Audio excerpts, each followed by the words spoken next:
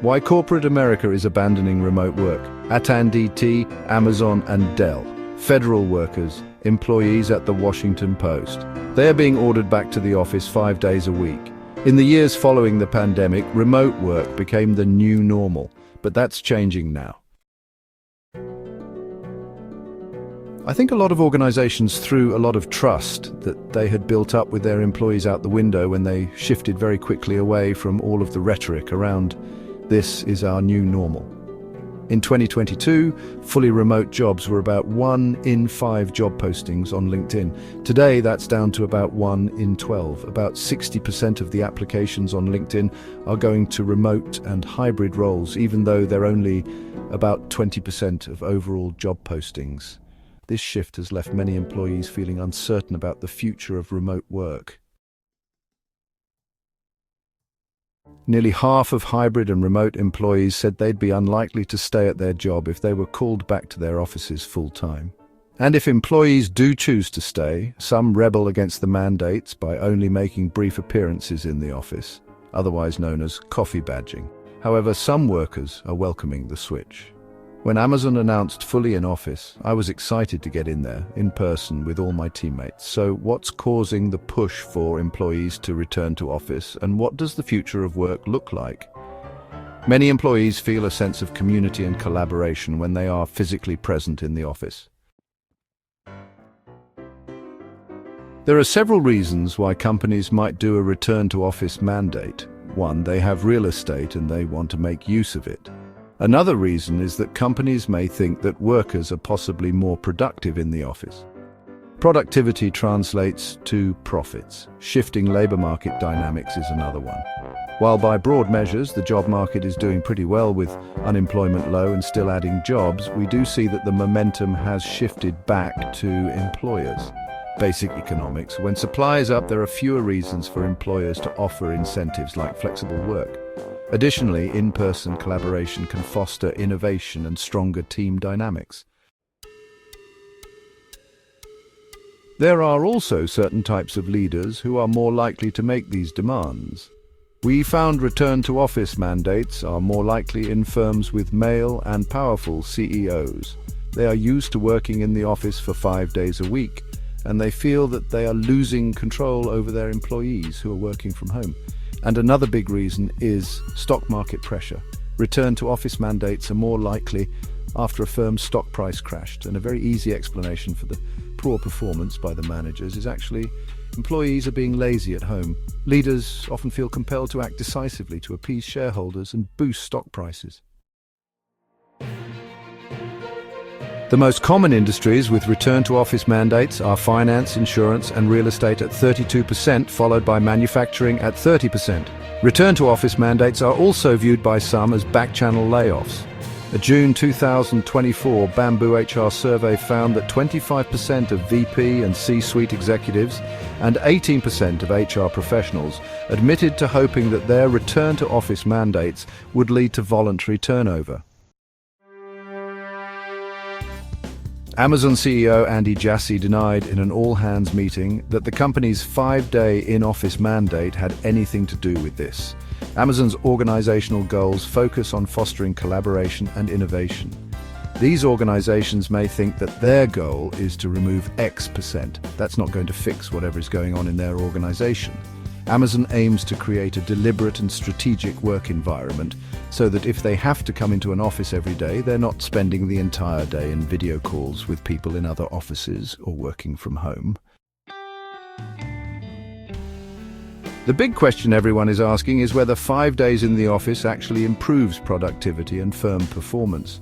While Ma's study didn't have a good measure of productivity, the expectation is that higher employee productivity leads to better financial performance.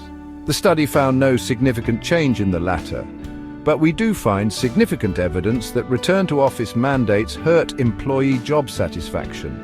We collected millions of Glassdoor job reviews, and we found that after return-to-office mandates, job satisfaction ratings significantly drop. However, some workers do feel that collaboration has improved since being in office full-time. I've worked probably 3 years total of being fully remote. Personally, it is a large enabler of procrastination, and it doesn't add the same energy as when you're in person. You can have small conversations in an elevator. You can randomly run into leadership and do an elevator pitch of your idea. This spontaneous collaboration can boost productivity and job satisfaction. But return to office mandates can lead to employee turnover, whether wanted or not. We found that after firms impose return to office mandates, their turnover rates significantly increase and their hiring rates significantly decrease. And it also takes significantly longer time for firms to hire new employees. And what's more important is the people who are leaving the firm are not the people you want to lose. These are the female employees, the most skilled employees, and the senior employees. Logistics are another issue. I'm not speaking on Amazon's behalf, but from what I saw personally as an employee at Amazon is that we had a lot of hybrid desks to start when RTO was at 3 days a week, and moving to 5 days a week from the offices that I've seen my other co-workers in, they have had modified policies if they didn't have enough desks. But I think this is a very rare exception case. Overall, the logistics of managing a hybrid workforce can be complex and challenging.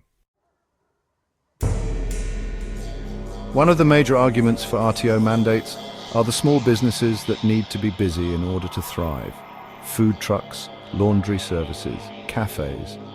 There are a lot of businesses that depend on workers in the office, and when workers are not in the office, these businesses don't do well.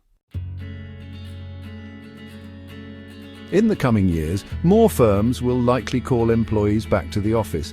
However, most will still opt for a hybrid model rather than a full 5-day return-to-office setup.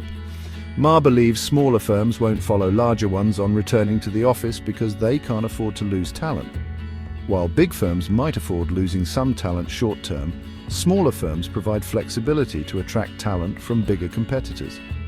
This trend shows that flexibility will remain a key strategy for talent retention and attraction. Two popular methods that organizations have used to adopt hybrid work models are to enforce a 3-day in-office mandate or use a team choice approach. The team choice approach is better than 3-day in-office mandates. When firms impose 3-day return-to-office mandates, it creates a big trust issue. Basically, the managers are telling employees that they do not believe they are actually working at home. In contrast, by allowing teams to make the best decisions for themselves, companies are actually empowering teams. This empowerment leads to higher job satisfaction and productivity as employees feel trusted and valued. Organizations also have the option of reversing a return-to-office mandate based on employee feedback, like H&R Block did after initially announcing a 3-day in-office mandate. One trend that's currently favoring employees is demographics. The population is aging and our workforce is set to shrink. As that shrinks, employers are going to have to do more to attract employees, and offering flexible work might be the thing that they have to do. But what happens when companies ignore these shifting dynamics? The cost of inflexibility is becoming more visible. Talent is walking away. Quiet quitting is on the rise. And in some cases, top performers are choosing companies that value autonomy over rigid schedules. We're not just talking about convenience anymore. This is about long-term sustainability. Organizations that resist change risk falling behind, not just in innovation, but in attracting and retaining the very people who drive it. The message from the workforce is clear: flexibility isn't a perk, it's an expectation. And the companies that listen, they're the ones that will shape the future of work. At the end of the day, there's a lot of people talking about return to office as a very simple answer for fixing a lot of very complicated and complex problems within organizations. Maybe it has a role in certain environments and in certain cases done thoughtfully. But if we think we're going to kind of wave the magic return to office wand and fix some really fundamental problems in our organizations, we're going to be pretty disappointed. The key is to find a balanced approach that works for everyone. Thank you for tuning in. Bye for now.